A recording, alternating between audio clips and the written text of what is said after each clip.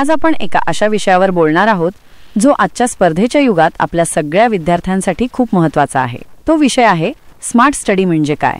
मित्रांनो, आपण सगळेच अभ्यास करतो। कोणी तासनतास पुस्तकात डोकं खुपसून बसतो, तर कोणी कमी वेळात जास्त गोष्टी लक्षात ठेवतो। कधी विचार केलाय का असं का होतं? याचं कारण आहे अभ्यास करण्याची पद्धत। जास्त वेळ अभ्यास करणं म्हणजे नेहमीच चांगलं यश मिळवणं नसतं, महत्त्वाचं असतं तुम्ही कशा पद्धतीने अभ्यास करता, म्हणजे स्मार्ट स्टडी कशी करता। माझे नाव दीप्ती आहे आणि तुम्ही पाहत आहात स्कूल एस्से यूट्यूब चॅनल।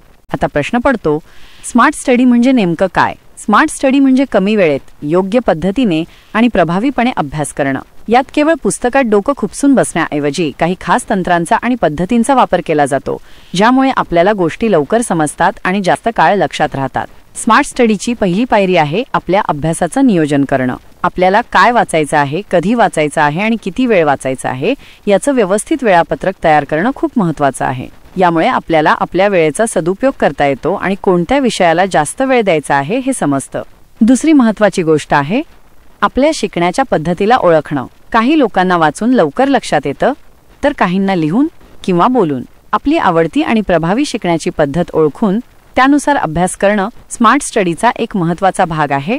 तिसरी गोष्ट आहे सक्रियपणे अभ्यास करणं। फक्त पुस्तकात वाचत बसण्याऐवजी महत्त्वाच्या गोष्टींना अधोरेखित करा, स्वतःच्या नोट्स तयार करा आणि वाचलेल्या गोष्टींचं मनन करा। यामुळे तुमचं लक्ष अभ्यासात टिकून राहतं आणि गोष्टी चांगल्या प्रकारे समजतात। स्मार्ट स्टडीमध्ये मागील वर्षांच्या प्रश्नपत्रिकांचा अभ्यास करणं खूप महत्त्वाचं आहे। यामुळे तुम्हाला परीक्षेच्या स्वरूपाची, महत्त्वाच्या प्रश्नांची आणि वेळेच्या व्यवस्थापनाची कल्पना येते। आता काही खास तंत्रांबद्दल बोलूया जे स्मार्ट स्टडीमध्ये खूप मदत करतात। Mind mapping.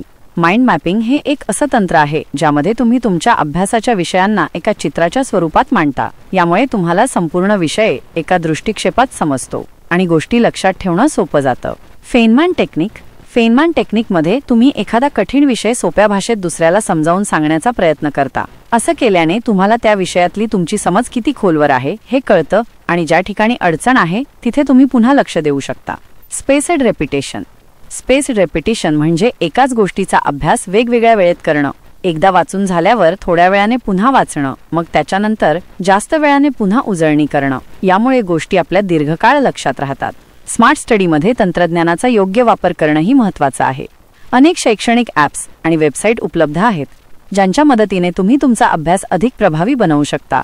आणि सर्वात महत्त्वाची गोष्ट म्हणजे आपल्या आरोग्याची काळजी घेणं। पुरेशी झोप घेणं, संतुलित आहार घेणं आणि नियमित व्यायाम करणं हे तुमच्या मेंदूला तंदुरुस्त ठेवण्यासाठी खूप महत्त्वाचं आहे। निरोगी मनच एकाग्रतेने अभ्यास करू शकतं। मित्रांनो, स्मार्ट स्टडी म्हणजे कमी कष्टात जास्त यश मिळवणं नाही, तर योग्य दिशेने आणि योग्य पद्धतीने प्रयत्न करणं आहे। त्यामुळे आजपासूनच या स्मार्ट स्टडीच्या टिप्सचा वापर करा आणि आपल्या अभ्यासाला एक नवी दिशा द्या। लक्षात ठेवा, यशस्वी होण्यासाठी कठोर परिश्रमासोबत योग्य रणनीती असणंही खूप महत्त्वाचं आहे। तुम्हाला हा व्हिडिओ आवडला तर व्हिडिओला लाईक करा, शेअर करा आणि आमच्या स्कूल एस्से यूट्यूब चॅनलला सबस्क्राईब करा। धन्यवाद।